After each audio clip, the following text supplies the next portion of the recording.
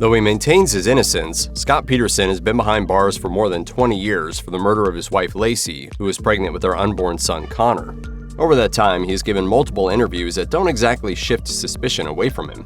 Scott Peterson was arrested on April 19, 2003, just a few days after Laci's body was found in the San Francisco Bay. Months before he was detained, Scott was questioned at the police station in Modesto, California. On December 25, 2002, the day after Laci went missing, the former fertilizer salesman was pressed about his relationship with his wife and her pregnancy. He said, "We spent hours preparing for the child, the nursery, everything, and we will have our boy." Scott had reportedly lied about his wife and son to multiple people, including Amber Frey, with whom he was having an affair at the time of their disappearance. In the 2024 Netflix docuseries American Murder, Laci Peterson, Frey says that when she met Scott in November 2002, he said he had never been married, had no children, and didn't plan on having any. The pair met at a bar after being set up by her friend, who met him at a work convention a few weeks earlier. John Bueller, a retired Modesto Police Department detective, said in Peacock's 2024 Face to Face with Scott Peterson documentary series, and Scott had been there representing himself that he was single. He had written on his name tag, "horny bastard." In 2017, A&E released an interview with Scott for its 6-part documentary series titled The Murder of Laci Peterson. A few months before it hit airwaves in August, Scott had spoken by phone with his sister-in-law, Janie Peterson, who also believes he is innocent. Scott appeared to blame law enforcement for the death of his wife and unborn son, saying, "I wasn't the last one to see Laci that day. There were so many witnesses who saw her walking in the neighborhood after I left. The police failed to find my family." In his first public remarks in decades, Scott spoke about the case and once again asserted his innocence in almost the same words in Peacock's Face to Face with Scott Peterson. "I wasn't the last one to see Laci that day. There are so many credible witnesses who saw her walking in our neighborhood." Netflix's American Murder, Laci Peterson, includes conversations Scott had with Amber Frey, in which he made promises of a future together. When Face to Face director Shireen Anderson spoke to Scott in Mule Creek State Prison for the series, he appeared to deflect blame on Frey.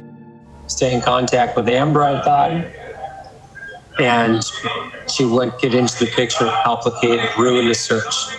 Frey was reportedly unaware that the man she thought was her boyfriend was already married with a child on the way. Her testimony was a key part of the case against Scott, since the prosecution had little direct evidence to work with. Instead, it painted him as a man motivated to get rid of his wife to make way for a new life with Frey.